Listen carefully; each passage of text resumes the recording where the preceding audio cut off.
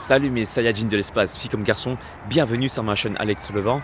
Alors aujourd'hui, je voulais te parler de mon parcours en tant que karatéka et taekwondoïste.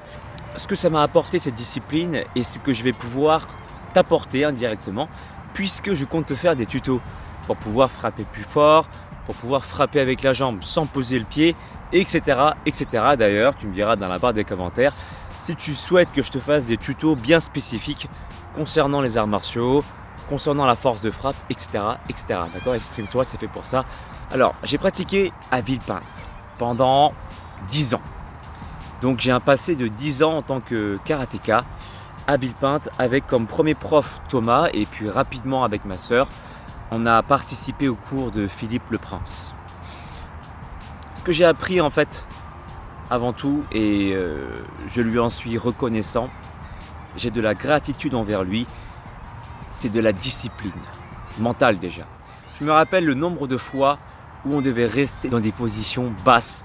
Ça faisait extrêmement mal au niveau des jambes, des positions en chuteau, des positions du cavalier. Et vraiment, je ressentais l'acidité, je ressentais la contraction musculaire, mais à son paroxysme au niveau de mes cuisses. Et ça, je me rappelle le nombre de fois j'ai voulu me relever. Il m'a dit non, tu restes en position basse. Et j'étais là, je transpirais comme un fou déjà à l'époque. Voilà, ça c'est pour moi. S'il y a une chose à retenir de mon expérience en tant que karatéka, c'est ça. C'est la souffrance mentale, le fait de surfer sur la difficulté. Et moi, je conseille à tout le monde en fait de pratiquer les arts martiaux s'ils peuvent, pour cette raison. Parce qu'on retrouve cette discipline dans tous les arts martiaux, que ce soit les arts martiaux orientés vers la défense ou plutôt vers l'offensive. De toute façon, on retrouve cet esprit de chercher, de surpassement. D'accord ? Ensuite, ce que j'ai appris aussi, c'est pouvoir être perfectionniste.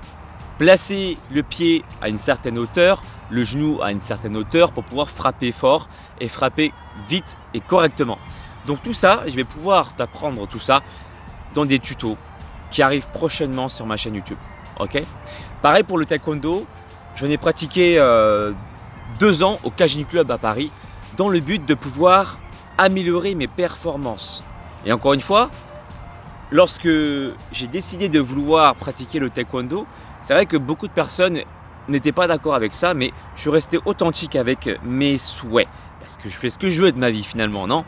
Alors, j'ai décidé de faire du taekwondo pour pouvoir améliorer mes coups de pied et faire des coups plus explosifs, comme je te le montre ici en vidéo.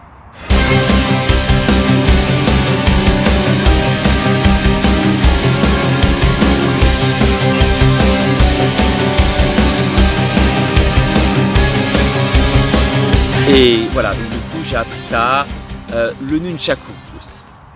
Grâce à mon oncle, grâce à mon cousin David qui a commencé par m'enseigner l'art du nunchaku. Et puis ensuite j'ai été autodidacte, j'ai regardé des vidéos sur internet de différents artistes martiaux qui pratiquaient le nunchaku.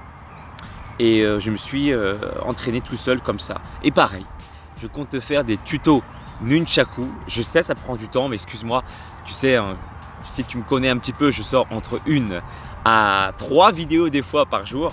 Ça dépend de ma motivation. Donc ça prend du temps à tourner, à filmer. Et j'ai vraiment envie de t'apporter des vidéos qualitatives. Donc laisse-moi un petit peu le temps. Je te jure que je te ferai des tutos là-dessus si vraiment tu es intéressé. Voilà, aujourd'hui, je voulais juste te parler d'abord de mon parcours pour d'abord crédibiliser mon discours et crédibiliser mes futurs tutos qui arrivent pour te dire voilà qui je suis pour pouvoir te faire des tutos. Donc voilà, j'ai 10 ans de pratique au karaté, j'ai la ceinture noire. Après, il y a des gens qui disent que la ceinture, ça ne sert que pour attacher le pantalon, ce qui est aussi juste. Après, c'est l'expérience qui fait tout. Je pense qu'en 10 ans, tu apprends quand même pas mal de choses. Voilà, donc j'ai fait mon petit résumé de karatéka, de taekwondoïste et de nunchakuiste. Je sais pas si ça se dit. Exprime-toi dans la barre des commentaires pour me dire comment s'appellent les pratiquants des nunchaku. Suis-moi également sur les réseaux sociaux, Facebook, Instagram, Snapchat et Twitter. Je te dis à très bientôt. Ciao. Mon ami, si tu veux acquérir les pouvoirs d'un vrai Super Saiyan, alors abonne-toi à la chaîne d'Alex Levent. Ces entraînements feront de toi un super guerrier de l'espace. Le véritable Super Saiyan, c'est pas moi, c'est lui. Et rendez-vous sur sa chaîne, les amis. Et cool, soyez cool. Copain, tu veux te transformer en super guerrier? Eh ben, abonne-toi à la chaîne de Alex Levent. C'est normal, quoi. Et alors là, tu seras un Super Saiyan.